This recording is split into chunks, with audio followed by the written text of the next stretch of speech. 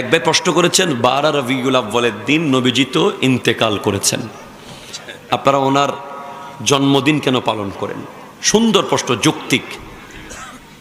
কেন জন্মদিন পালন করি? কারণ প্রথম উত্তর হলো আল আম্বিয়াউ আহিয়াউন ফি কুবুরহিম ইউসাল্লুন ওয়া ইউরযাকুন।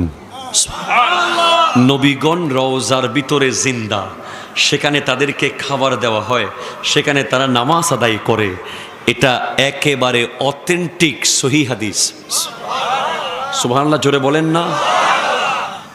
তো আমরা নবীজিকে মরা মনে করি না, এজন্য নবীজির মৃত্যু দিবস আমরা পালন করি না।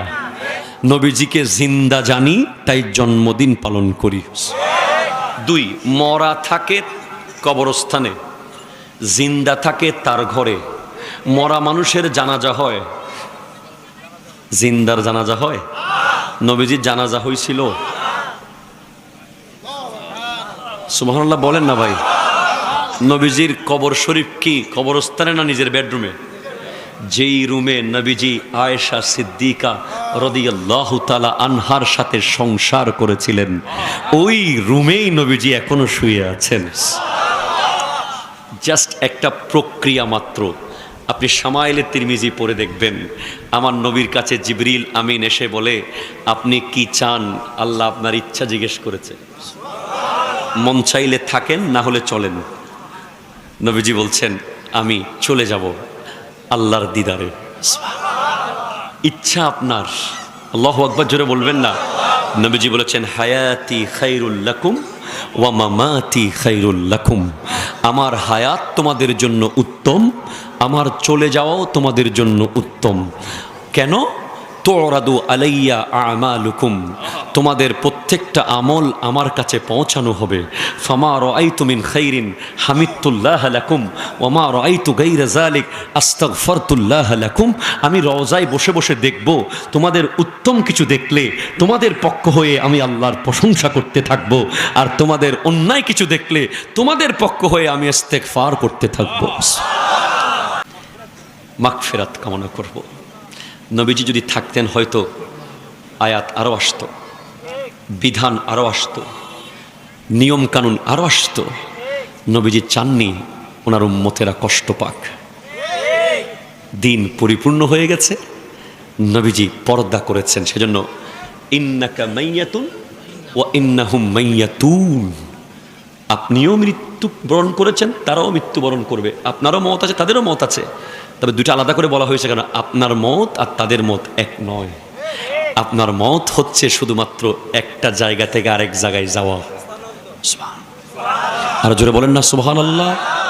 আমার নবী বহুবার জীবিত এসে দেখা দিয়েছেন, হাজার হাজার বার। আমাদের লেখা না, সহিহ বুখারীর ব্যাখ্যা গ্রন্থ লিখেছেন আনোয়ার শাহ কাশ্মীরি, ওনাদের হুজুর। যারা নবীজিকে জীবিত মানে না, আমার ভাইরা যাকে যে হুজুরকে মানে, আনোয়ার শাহ কাশ্মীরির লেখা বুখারীর ব্যাখ্যা গ্রন্থ, ওখানে স্পষ্ট আছে আব্দুল ওয়াহাব শারানি নামক এক ব্যক্তি বুখারীর দরস নিচ্ছিলেন। ওই জায়গায় উস্তাদ পড়াতে আসে নাই একদিন, ওনারা কান্না করছেন উস্তাদের জন্য। আজকে কি নবীজির হাদিস পড়তে পারবো না? চোখের পানি দেখে কিছুক্ষণ পর দেখে এক নুরানি উস্তাদ এসে উস্তাদের চেয়ারে বসে সবক যেখানে ছিল সেখান থেকে ডিরেক্ট উল্টিয়ে পড়ানো শুরু করে দিয়েছে। তো পড়া শেষ করে যাওয়ার পর বলে, হুজুর আপনি কে? আমাদের উস্তাদ তো আজকে আসে নাই। বলে, শারানি, তুমি হাদিস পড়ার জন্য এত ব্যাকুল হয়ে গেছো, তুমি তোমার নবীর হাদিস পড়ার জন্য এত ব্যাকুল হয়ে গেছো, কান্না করছো, তোমার চোখের পানি দেখে আমি খুদ মুহাম্মদুর রাসূলুল্লাহ রওজা থেকে এসে তোমাকে হাদিস পড়িয়ে দিয়েছি। ফয়জুল বারি ফি শরহে সহিহুল বুখারী, লেখক আনোয়ার শাহ কাশ্মীরি, দেখে নেবেন। এইভাবে আমার নবী বহু উম্মতের ঘরে এসেছে। কিয়ামত পর্যন্ত আমার নবী যার ঘরে মন চায় আসবে। এই ক্ষমতা দিয়েছেন কে? ইন্না আরসালনাকা শাহিদাও ওয়া মুবাশশিরাও ওয়া নাযীরা। আল্লাহ তো আমার নবীকে সাক্ষী করে পাঠিয়েছে। সাক্ষী মানে যিনি কানে শুনে আর চোখে দেখে।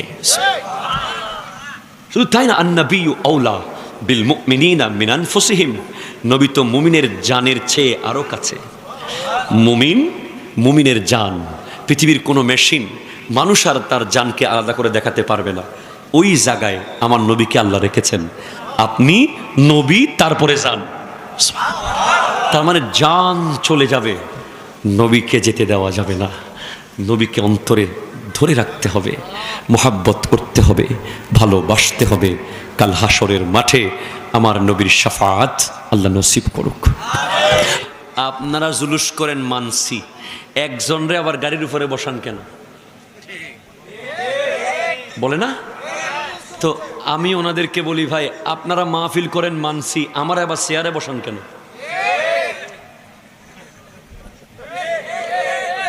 ভাই কথা কন না, ঠিক কিনা বলেন না?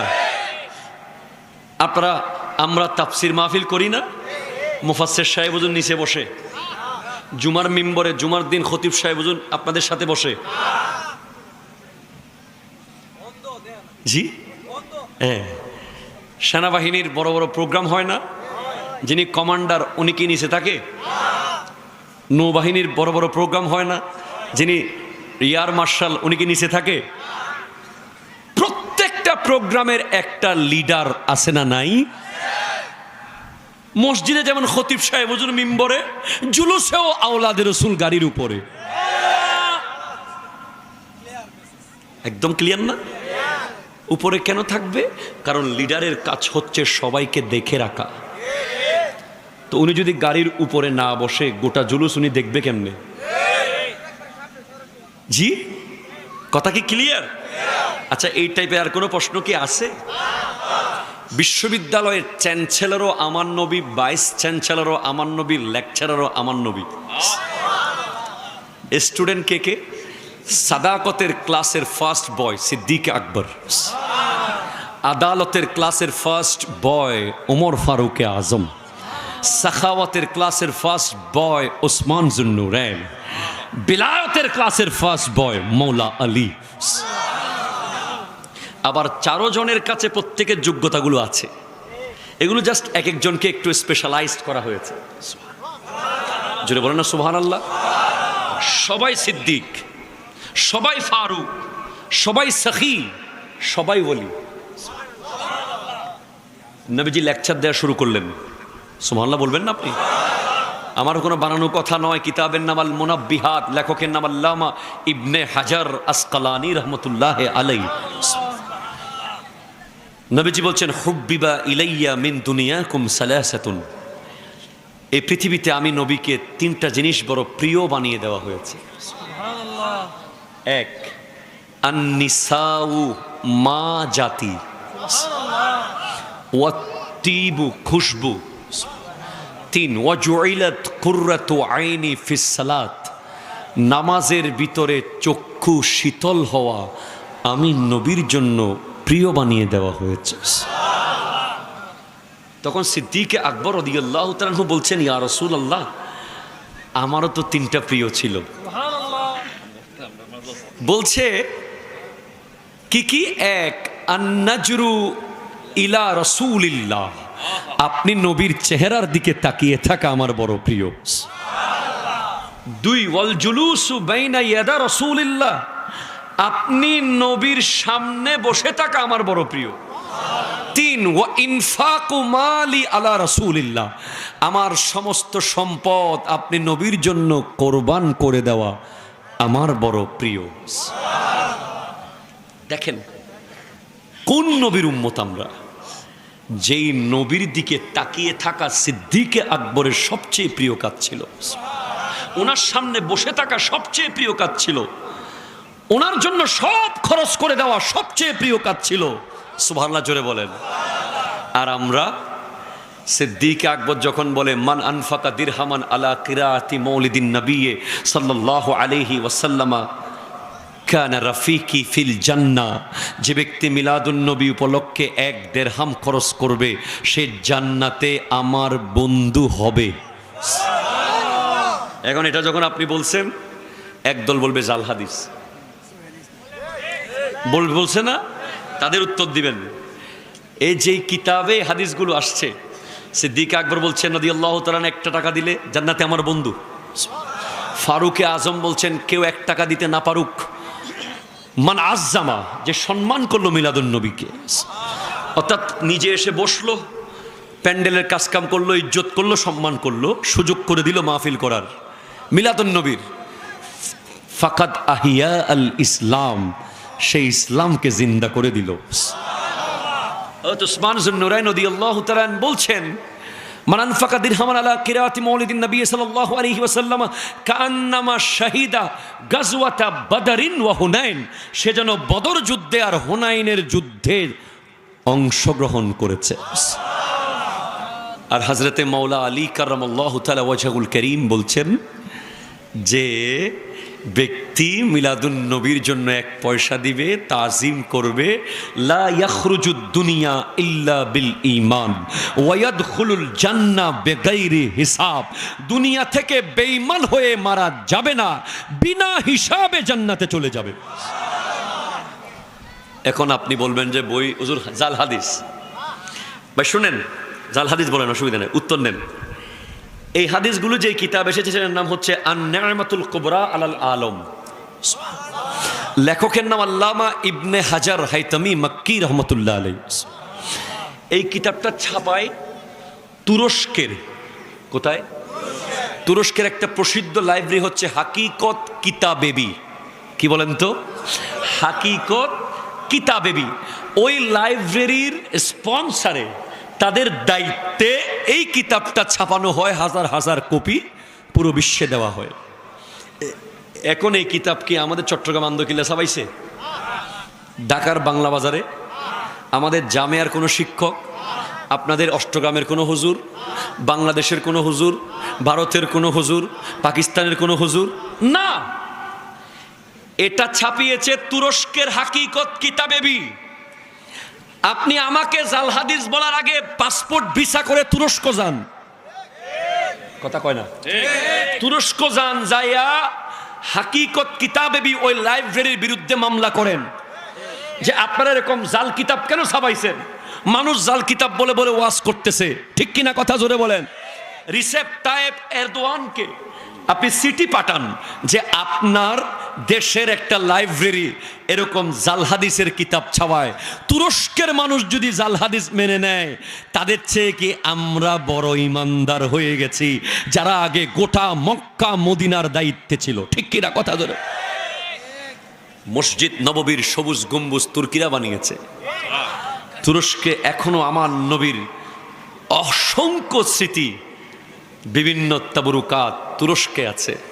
তো সেই তুরস্কের আলেমরা কি প্রতিবাদ করতো না? কন্যা করতো না? এ দেখেন না, আজকের দিনে আমার এক ভাই আমার ওই আসার পথে অষ্টগ্রামে ফোন করে বলে, হুজুর আমার বন্ধু বান্ধবের সাথে আমি কোনো মতে পারতেছি না মিলাদুন নবীর পক্ষে কিছু কিছু জিনিস দেখান, এটা নাকি বাংলাদেশ ছাড়া কোথাও নাই। লগল আমি পাঠাইলাম মিশরের দারুল ইফতা, গোটা মিশরের যেটা মূল ফতোয়া বোর্ড, সেখান থেকে এই ফতোয়া দেওয়া হয়েছে ঈদে মিলাদুন নবী করা অত্যন্ত উত্তম একটা আমল। এরপরে আমার ফেসবুক যেটা অফিসিয়াল পেজ আছে মোহাম্মদ জৈনুল আবেদিন কাদরি, আপনারা গেলে পাবেন। আজকে আমি 2 দিন পর একটা শেয়ার করতেছি, ঘানাতে ঈদে মিলাদুন নবী জুলুস হয়েছে। আফ্রিকার দেশ ঘানা, কেনিয়াতে ঈদে মিলাদুন নবী জুলুস হয়েছে, ইন্দোনেশিয়াতে ঈদে মিলাদুন নবী জুলুস হয়েছে, ইয়েমেনে যে জুলুস হয়েছে মানুষ না যেন একটা বঙ্গোপসাগর। তুরস্কে জুলুস হয়েছে, এরপরে আপনার লেবাননে হয়েছে। এইভাবে বিশ্বের অহরহ মুসলিম দেশে জুলুস হচ্ছে। এত বেদাতি হইলে জাহান্নামে যাই গইব? আফগানিস্তানে হয়েছে, এত বেদাতি বিশ্বে, আল্লাহ আল্লাহ, আমরা তো পুরো অবাক। ভাই আমরা বাঙালিরা না বেদাতি? আপনারা বলতেছেন তুরস্কও বেদাতি হয়ে গেল, ঘানাও বেদাতি হয়ে গেল, ইন্দোনেশিয়াও বেদাতি হয়ে গেল, মালয়েশিয়াও বেদাতি হয়ে গেল, খুদ মিশরের দারুল ইফতা গোটা মেইন ফতোয়া বোর্ড। তো মিশরের যদি লোক বেদাতি হয়, আল আজহার বিশ্ববিদ্যালয়ে আপনার ছেলেকে পড়াবেন কিভাবে? তাড়াতাড়ি নিয়ে আসেন, কথা জোরে বলেন না, ঠিক কিনা? হয়তো 152টি দেশে ঈদে মিলাদুন্নবী হচ্ছে। আমি 152টি এখনো পাই নাই, তবে আমার কালেকশনে যেগুলো পাইছি আপনাদেরকে বলেছি। ইয়েমেনের জুলুসের ব্যাপারটা তো সময় নিউজ করেছে, সময় টিভিতে। আমার নবী বলেছেন, আমার উম্মত কখনো ভ্রষ্টতার উপরে এজমা হবে না। এত উম্মত কোনোদিন ভুলের উপরে থাকতে পারে না। তো ওনারা বলতেছে কাবাগরের ভিতরে জুলুস হয়, আমরা মানবো না। তো আমরা কইতেছি ভাই আচ্ছা বলেন তো, আমার নবী যখন হুদায়বিয়ার প্রান্তরে, কথা শেষের দিকে, সাহাবায়ে কেরাম যখন আসছেন মক্কার উদ্দেশ্যে, মাঝখানে কাফেররা আটকিয়ে দিয়েছে, 6 বছর পর আসতেছেন। হযরতে উরওয়া বিন মাসউদ রাদিয়াল্লাহু তাআলা কাফেরদের পক্ষ থেকে দেখতে এসেছে আমার নবী কি করছে। তখন তিনি দেখেন, যা দেখেছেন সেই দৃশ্য দেখে কাফেরদেরকে গিয়ে বলে, এই মুহাম্মদ সাল্লাল্লাহু আলাইহি ওয়াসাল্লামের বিরুদ্ধে যাওয়ার সাহস করিও না। বলে এমন কি দেখেছো? মাত্র 6 বছর আগে গেছে ইয়েতিম মুহাম্মদ, সে এত বড় কি হয়ে গেছে? বলে আমি দেখেছি ইন তানাখামা নুখামাতান ইল্লা ওয়াকাত ফি কাফি রাজুলিন ফাদালাকা বিহা ওয়াজহাহু ওয়া জিলদাহু। আমি দেখেছি ওই মুহাম্মদ সাল্লাল্লাহু আলাইহি ওয়াসাল্লাম যখন মুখের থুতু মুবারক নিক্ষেপ করছে, নাকের শ্লেষা মুবারক ফেলছে, সাহাবারা 2 হাত দিয়ে সেগুলো নিচ্ছে আর মুখে মাখছে আর বুকে মাখতেছে। এখন আপনি বলেন, সাহাবাদেরকে আমার নবী কোনোদিন কি বলেছেন থুতু মুবারক মুখে মাখিও, বুকে মাখিও? উজুর পানি আমার নবী কুলি মুবারক করছেন, সাহাবারা নিয়ে মুখে মাখা শুরু করছেন। আমার নবী কি বলেছেন? বলেন নাই। তাহলে তারা কি বেদাত করলো? তারা কি ভুল করলো? আমার নবী মানাও করেন নাই। তো উত্তর দিচ্ছে আলা হযরত इमाम अहमद रजा खान फाजिल बेरलवी, ए इश्क तेरे सदके जलने से छुटे सस्ते, जो आग बुझाते देंगे वो आग लगाएंगे। ओ मोहब्बत ओ इश्क, তোমার কারণে অল্প খরচে বেঁচে গেছি। এটা ইশক ছিল, মোহাব্বত ছিল। আমরাও নবীর মিলাদ করছি নবীর মোহাব্বতে। আপনারা সবাই মিলে আমাদেরকে বেদাতি বলতে পারেন, কিন্তু আমরা নবীর আগমনের খুশি উদযাপন করতেই থাকবো, করতেই থাকবো ইনশাআল্লাহ। ইনশাআল্লাহ। জোরে বলেন না সুবহানাল্লাহ, জোরে বলেন না।